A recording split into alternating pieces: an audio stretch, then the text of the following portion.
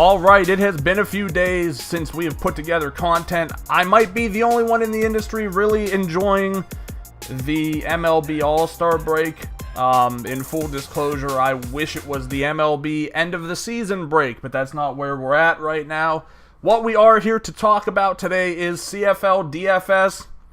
I'm hoping that after a second, a fifth, and a 15th place finish in consecutive weeks, that I could finally get into the winner's circle. And what a glorious day it would be with Draftkings putting up an $8 entry fee contest with the top prize being $5K. That's a good step in the right direction. Of course, this does move away from the 20 entry limit to the full 150 entry limit, which will definitely favor, max lineup builders. But I think there's still an edge to be had. And you want to know where you can find it? Head over to researchfantasy.com. Sign up for our CFL premium package. Only $5 a week. We're starting it out this week. I feel pretty good about our projection set, and everything that we've been doing thus far this year seems to be working out. So we want to open that opportunity up for any of our listeners, first time or long time, to have success along with us. With that being said, let's talk one quarterback, one running back, and two wide receivers to put in your lineups this week. And I have to be honest with you, it was a really tough decision for me at quarterback. Really, I have just been thinking about the Edmonton Eskimos and how poor they looked going into their bye week. And I just think that they're going to come out firing, and it's going to be a good showing for Mike Riley. But I really can't get past Jonathon Jennings this week. The price is at 10.6. He's still the second highest option on the board behind Mike Riley. The Hamilton Tiger Cats have just been an absolute disaster, basically on all fronts this year. Defense has not been horrible, but a lot of the defense has been opportunity handed to them by the offense. So I'm not really too concerned about Hamilton shutting this offense down, and it is an offense that in weeks 1 and 2 didn't really look great, finally looked to get things going last week. Jonathon Jennings, we know he has the upside because he not only passes, but he runs, and we saw last week what someone like Kevin Glenn, who managed to get himself 2 rushing touchdowns against this aforementioned Hamilton Tiger Cats team. I can only imagine what a younger, more versatile athlete like Jonathon Jennings can do. So he's going to be my top play at quarterback this week. At running back, I tell you what, I really like insert generic Ottawa running back here because we don't know. Moises Madou didn't really do well running the ball last week. I think it'll be very deceiving to look at his stat line and say, oh, he had 21 fantasy points. He must have done really well. Averaged under 4 yards a carry. Did not look good running the ball. Touchdowns being a completely random event in all of football. It's not just the CFL. Yes, he still had a good enough outing outside of that, but now we're getting reports that William Powell is expected to play on Friday. Now, why is that important? Well, for me, the price difference and the difference in quality, I think, is enough that I would rather play Powell over Madou. Madou now sits at 6'9" on Fantasy Draft. I believe, if I'm not mistaken, Powell is 4,200. It has been a very unpredictable situation with this team all year in terms of what they're going to do at the running back position. Powell was listed as the starter last week, only to be scratched. And I don't have it open, but I know they don't play on the first night. I believe they play on Saturday night.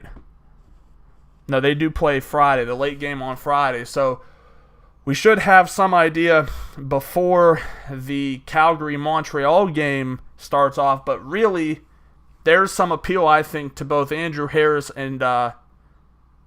nope, that was it, Andrew Harris. Brandon Whitaker left the game last week. I'm not sure if he's going to play for Toronto or not, but I'm not really buying on James Wilder. Anyway, we'll see how this situation rectifies itself. The Eskimos have just looked all kinds of awful when it comes to defending the run. I think that Powell is a very talented running back. My bold take this week would be if he plays and it's not a split carry situation, he goes for over 100 rushing yards. He'll be the highest scoring running back on the slate. I just think it's going to be a situation where you might not know in enough time.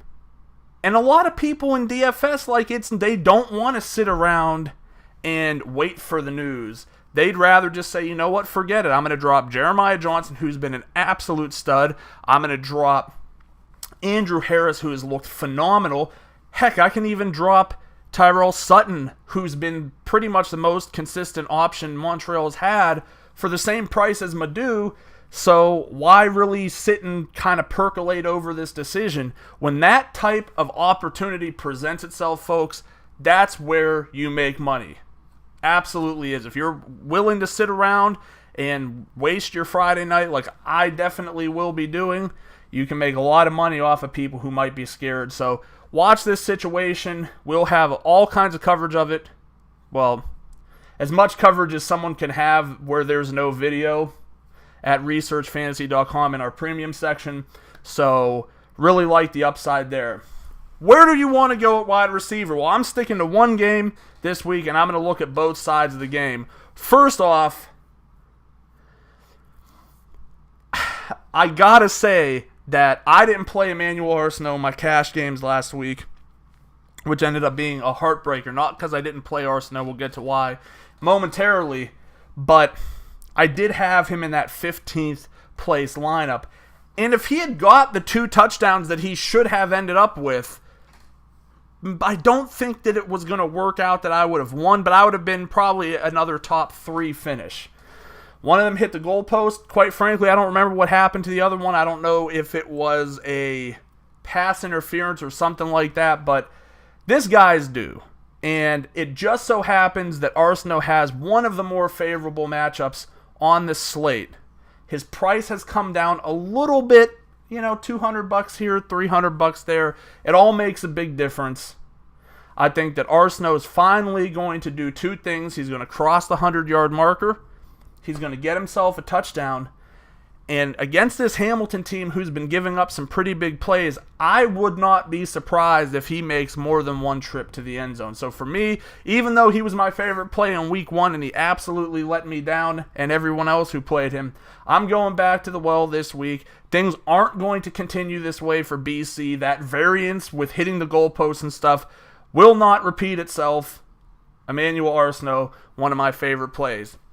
Now, let's talk about a situation that, quite frankly and honestly, this is one of those, had the right intentions, but that's why the road to hell is paved by good intentions. I had perfectly good intentions playing Luke Tasker in my cash games, because why not? The Saskatchewan defense, not a bad defense, except they give up big plays.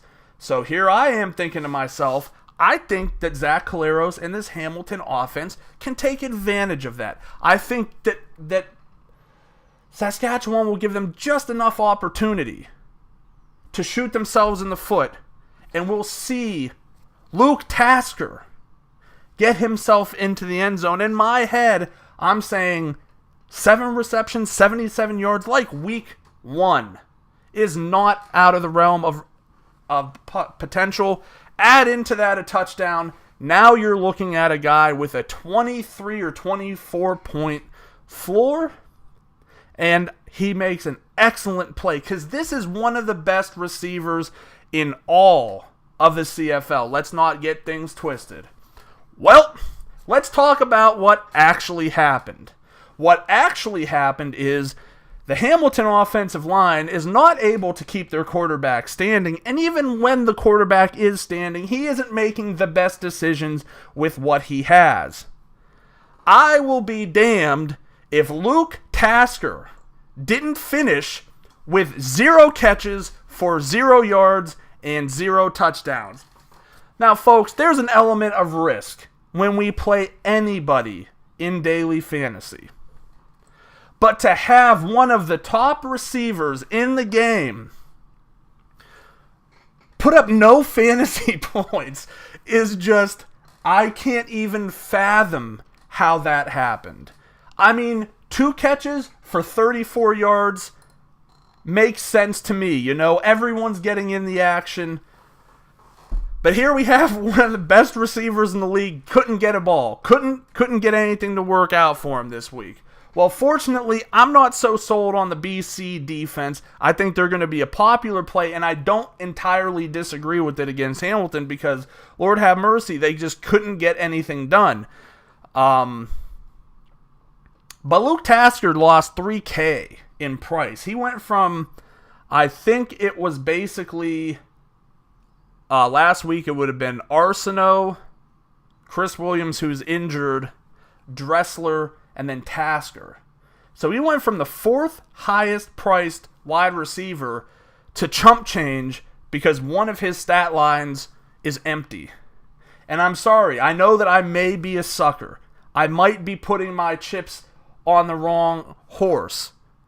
But the reality of the situation is you're not going to very often get a guy with the upside of Luke Tasker priced under 6K, especially on a week where Draftkings decided, you know what? We can't let our players be free anymore. We have to price up guys that are getting 12 targets a game and scoring 2 touchdowns a game. So you can't pay 6K for Kamar Jordan or for Greg Ellingson. You can't pay $6,700 anymore. So they're getting priced up. This is not a pricing anomaly based off of the stats of 2017. This is a pricing anomaly based off of what you know the capabilities of this gentleman are. With that said, I just can't really trust putting him into my cash games, and I'll absolutely admit there's a bias there because, you know, I just played him and he literally did nothing.